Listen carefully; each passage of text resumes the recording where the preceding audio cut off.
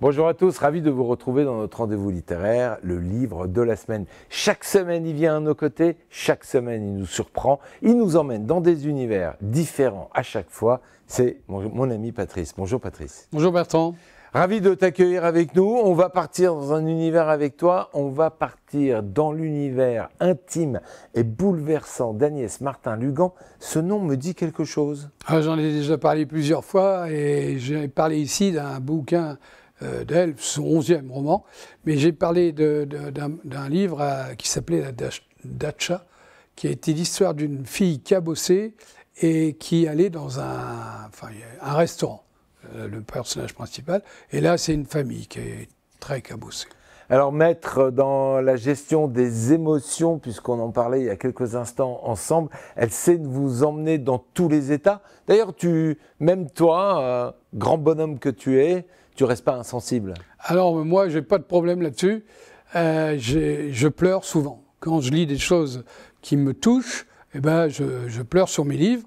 Et Agnès Martin-Lugan, que j'adore, elle sait faire mouche. Ah, elle s'est appuyée là où ça fait mal. Je sais pas, ça me fait... Ah non, ça me fait pas tant de mal que ça. Non, bah non. En tous les cas, ça me fait du bien. Pleurer parce que je ressens des émotions vraies. Elle excelle dans ce rôle et dans ce genre. Aujourd'hui, on vous propose L'homme des 1000 détours. On va en parler de l'homme et des 1000 détours dans quelques instants ensemble. C'est un roman profond, un roman émouvant, c'est ce que tu nous disais il y a quelques instants. Et on vous propose d'explorer avec justesse la complexité des sentiments humains et des choix de vie. C'est ce qu'on va découvrir à travers cet ouvrage. Alors Patrice, on y va et parle-nous davantage de cet ouvrage et présente-nous déjà un peu l'ambiance. Ça se passe quand? Alors, c'est une famille de 3 enfants, Ulysse, Lou, Milo et la maman Erin. Le père, Ivan, dont on ne sait absolument rien, est parti en les abandonnant tous les 4. Il est parti il y a 7 ans. Donc, oui. Elle a eu le temps de préserver l'ambiance familiale. Elle a des enfants qui sont voilà, des adolescents touchants. Ils vivent en France? Ça se passe en France? Oui, en Bretagne. En Bretagne. On va en parler dans quelques instants. Et puis, il y a un autre personnage qui s'appelle Gary, qui, lui, a pas mal bourlingué et qui se retrouve à l'île Maurice face à Ivan. Mais il ne sait pas que... Il ne sait rien de... Mais c'est le même Ivan. C'est le même Ivan, dont nous, on ne sait rien. Enfin, Erin ne sait rien depuis des années. Et puis, ils vivent côte à côte, il lui rend service, il le protège de ses démons. Et puis, un beau jour, il a un déclic, il veut rentrer. Ivan? Non, Gary. Gary. Ivan, non. On ne parle jamais de son retour. Gary veut rentrer et lui dit, voilà, je vais partir, je vais rentrer. Et il lui demande, donc Ivan, le père disparu, demande à Gary un service assez bizarre. Il lui demande d'aller à Saint-Malo et de lui donner des nouvelles de sa famille, donc de sa femme et de ses 3 enfants qu'il a abandonnés il y a 7 ans. Alors Gary part, il arrive en Bretagne, et puis c'est un garçon foncièrement honnête, droit. Et il est un peu embêté. Il est mal à l'aise, là. Ouais, un petit peu. D'un côté, il voudrait rendre service à Ivan, mais d'un autre côté, il se sent manipulé, et surtout, de quel droit il va venir annoncer à cette famille que le père, ben voilà, parce que eux, au bout de 7 ans, comme c'était un type un peu particulier, on le verra tout au long du livre d'ailleurs, très particulier, peut-être il est mort, peut-être il a disparu, on n'en sait rien. Et donc le roman démarre à son retour. à Gary en Bretagne. Et il y a un personnage qui est personnage central de ce livre, c'est qu'elle a repris, Erin, la maman, elle a repris le café de ses parents. Son père a tenu un café, alors c'est un petit port breton, où on chante, on raconte des histoires. Il y a une ambiance très amusante. Et puis elle l'a repris. Donc elle le fait vivre. Le père est toujours là, il vient de temps en temps, etc. Mais Gary, il voit que cette famille, elle n'a pas besoin. Cette femme, elle a reconstruit sa vie sans Yvan, sans rien. Et puis il voit des enfants équilibrés. Donc il se pose plein de questions et une grande partie du livre qui nous interpelle parce que... Finalement, l'homme aux 1000 détours, c'est Gary. Non, c'est Yvan. Ah. C'est Yvan parce que... Pourquoi 1000 détours? 1000 détours. Parce qu'en fait, il a 1000 facettes qu'on va découvrir. 1000 personnages en un. C'est ce type qui est parti. On comprend pourquoi il est parti? Parce qu'il ne voulait pas des enfants. C'est un type, j'espère qu'il n'en existe pas au monde. C'est un type très spécial. Il ne voulait pas, en tous les cas, il ne voulait pas, il avait l'impression que les enfants lui prenaient sa femme. Et comme c'est un type très coléreux, très violent, il a préféré partir du jour au lendemain. Mais avec beaucoup de remords quand même, on dirait. Finalement, pour se demander à quelqu'un d'autre d'aller chercher des nouvelles de cette famille... C'est là que c'est intéressant, est-ce que c'est des remords ou une simple curiosité ou autre chose? C'est pas un thriller, mais ça nous tient en haleine en tous les cas, parce qu'on voudrait comprendre pourquoi Yvan veut... Ouais. Je ne vais pas raconter le bouquin, mais... Alors attends, on va revenir à la base, puisqu'on a dit qu'Agnès Martin-Lugan, elle était connue pour développer toute sa sensibilité à travers ses ouvrages. Finalement, on parle de relations humaines, d'émotions humaines à travers cet ouvrage. Moi, ce qui m'a beaucoup... Elle explore ça. Alors, tout le temps, et particulièrement dans ce bouquin, et ce qu'elle...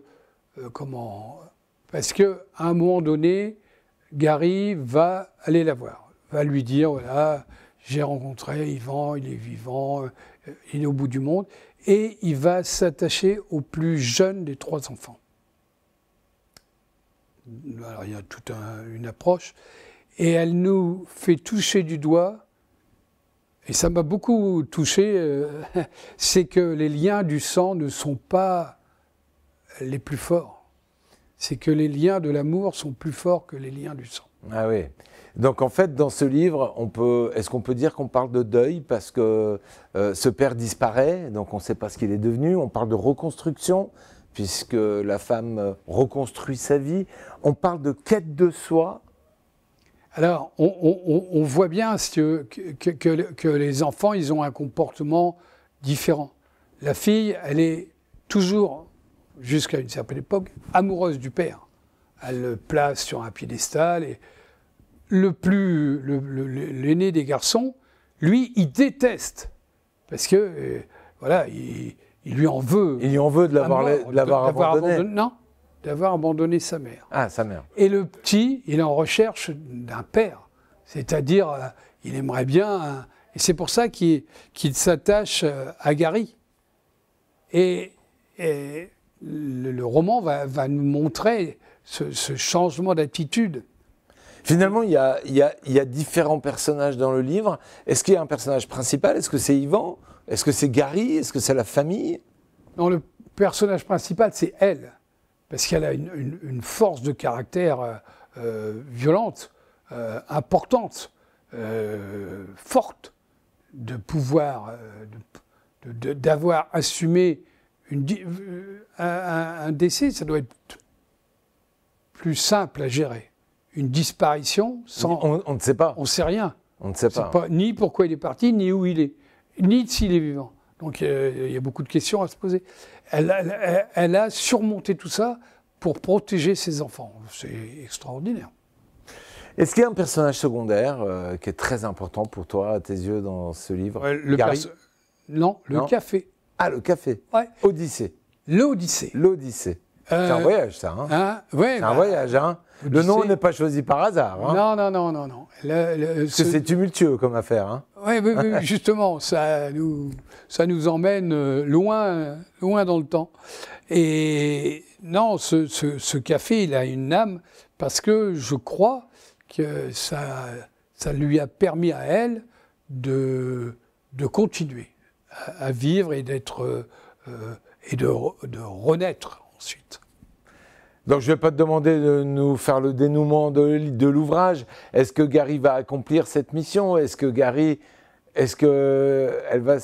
qu'il va réussir à satisfaire l'envie d'Yvan, d'avoir de ses nouvelles sans oser y aller pour lui-même? Est-ce qu'il y a une forme de remords auprès d'Yvan de se poser ces questions autour de ces familles qu'il a abandonnées? Je ne crois pas que ce soit du remords. Je crois que c'est beaucoup de